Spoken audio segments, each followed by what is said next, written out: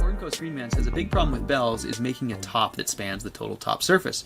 No reason a bell cannot have support towers inside to allow smaller plates of refractory to cover the whole top. So Oregon Coast Green Man, awesome point. Really, really, really important for anyone looking at building these bell systems. One of them, that's one of your biggest limiting factors, really. And like he said, it's not that limiting because you can use columns to support them. But it's a challenge to build big spans across big bells, and in particular, it's a challenge when it's in a really hot area. So those of you who bought my plans know that I have a great solution for that, and I'll share it with you guys. I've shared it a few times, but not with this specific conversation. And this is actually a really important builder's tip. And it's one that you'll see in all of my plans if you're a plan holder.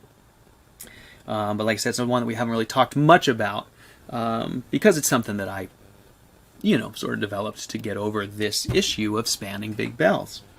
And one of the biggest challenges with spanning bells is, like we talked about, the size, and it goes hand in hand with the materials challenge. And it wouldn't be that bad if you had to span this big box, but the problem is it's got to span this big box and it's got to handle these rapid and wide heat cycles. So you can't just cast a concrete lid, you can't put a wood board over it, there's a lot of things you can't use up there.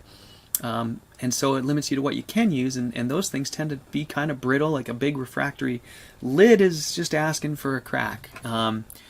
So what's the answer? And so what I've done with all of my plans, which you guys will note if you've seen them, is that almost all of my bells incorporate a board, ceramic fiber board, over the top of the span.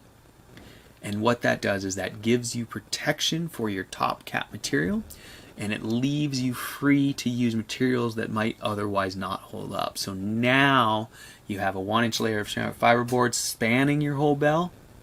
Now you can go ahead and cast a concrete top, ideally with some burlap or carbon fiber or Kevlar or something in there, so that if it does crack, it won't separate. It'll just get a hairline crack. So I like to cast thin concrete tops with burlap inside of them.